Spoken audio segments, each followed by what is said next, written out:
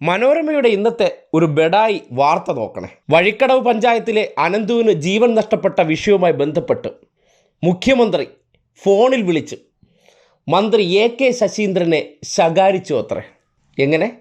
മുഖ്യമന്ത്രി ഫോണിൽ വിളിച്ച് AK ശശീന്ദ്രനെ ശകാരിച്ചു. രണ്ടുപേർ തമ്മിലുള്ള ഫോൺ സംഭാഷണമാണ്. ആ ഫോൺ സംഭാഷണം മനോരമ ലേഖകൻ അറിഞ്ഞു അത്രേ, കേട്ടു അത്രേ.